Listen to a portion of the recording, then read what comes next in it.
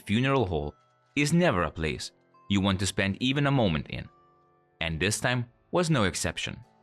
A young woman wept, overwhelmed with grief, as she stared at the urn holding what she believed were the remains of her father, 44-year-old Thomas from Palanga. Just days ago, they have been talking, making plans for the future holidays. Now, he was gone, murdered. And in just a few moments, maybe 15 minutes, her father would be officially laid to rest. She couldn't wrap her head around it, not just because the loss was so painful, but because the entire situation was strange. A few weeks earlier, her father had been hospitalized with a lung condition. Then, without warning, he was found brutally beaten in a stairwell of a Klaipėda's apartment building between the second and third floor. His face was so badly disfigured, he was nearly unrecognizable. The only way the police were able to identify him was through a copy of his passport found in his pocket. Two suspects were quickly arrested. It seems her father didn't know them, but then again, everybody has their secrets. As heartbreaking as that day was, the young woman found a small sense of comfort in knowing the killers have been caught.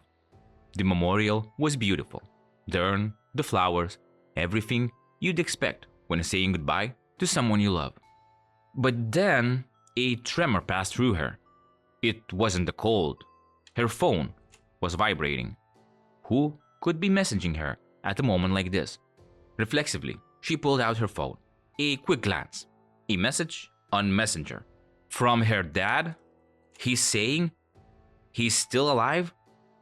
At first, she thought it was some kind of cruel joke. What the hell? A message from her dead father? But the urn was right in front of her. Could it be some supernatural sign? She quickly replied, sending a photo of the urn.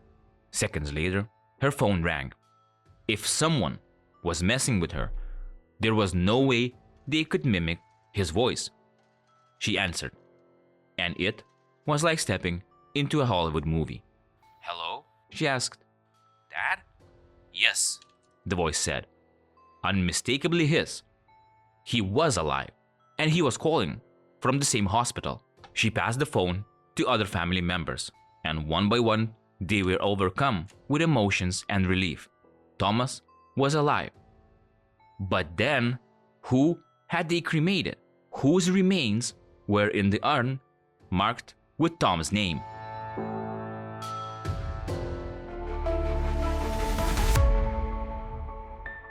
Thomas N., 44-year-old, was born, raised, and lived most of his life in Kaunas. He moved to Palanga from the temporary capital about 5 years ago, hoping to start fresh after the death of his wife. He found work as a chef at a local seaside restaurant and kept at it until January of 2022, when a serious infectious illness resurfaced. "They admitted me to a hospital in Klaipėda, and I've been receiving treatment here ever since. I had lung surgery last May. I'm recovering, but I'll be left with disability. The doctors said I might be discharged in early April, but now I really don't know," Thomas said. What he needed most at that moment was rest, a soft pillow, a warm blanket. He had no idea that at the same time, Klaipėda police were declaring him dead. His family received the horrifying news, and the lives of everyone shattered in an instant. The only thing left to do was to give him a husband, a father, a son, a dignified farewell. The family made a decision to honor his wishes and have him cremated. But Thomas was still alive. No, not just alive somewhere, maybe off the grid. No, he was lying in the same hospital bed, recovering after surgery. So at the same time, doctors were updating his medical records. Police were listing him as deceased. And somehow, no one thought to double check. No one cross-checked anything. Nothing. Zero. Like, I can't even express how little effort the police actually put into this case. It wasn't Until a nurse tried to prescribe him medication and discovered he was legally dead, she suggested Thomas contacts the relevant institutions, just in case it was some bureaucratical glitch. But as Thomas quickly realized, nope, according to the state, he was no longer existing.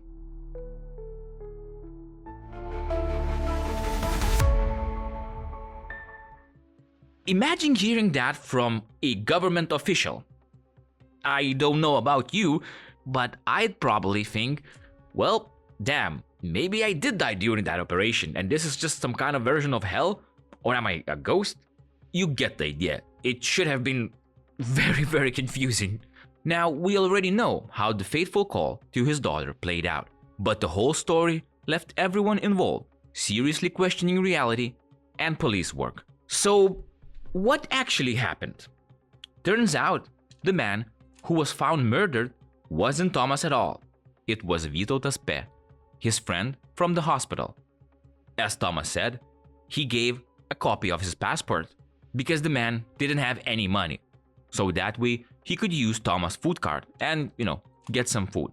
So in Vytautas' clothes, police found only a photocopy of Thomas' ID. That was enough for them to declare Thomas dead. That's it. Just a copy of a passport. Not even the actual document. No fingerprints checking. No witness statements. No follow-up to confirm if Thomas was, in treatment, in jail, or anywhere. Nothing. Photocopy found? Yeah, must be our victim. No need for questions. Moving along. Interview the killers? For what? There's a passport copy. Case closed. I'm going insane. I don't understand how this happened. And yet, Thomas' bureaucratic nightmare didn't end there. My documents were invalid. No one knows how to make me legally alive again. I just don't exist, Thomas said. This isn't the 1990s. This happened in 2022. How is this even possible to have this much trouble declaring a living person alive? The officers didn't even bother checking fingerprints. Now, the authorities are scrambling to figure out how such a ridiculous mistake happened. So for a long time, Thomas couldn't do anything. He had no documents, could not apply for any assistance, and could not get proper medical care. All he could do is wait. Wait for Lithuania's legal system to bring him back from the dead. So, you heard what I said, right? The man who was in hospital being treated for a serious medical condition because of police fuck-up could not get medication. Wow. The more I read about this case, the less sense it makes. Everybody knows what happened. Everybody knows who and how. And yet, the man is still legally dead. However, you can rest assured, as I understand, by now, Thomas is technically, officially, and bureaucratically alive. And he can get, the medication he deserves. But I'll say it straight, this is one of the strangest cases I've ever read. The police dropped the ball so hard, if there was a blurry photo of me lying on the floor near the body, they probably would declare me dead too, even though there's just one victim.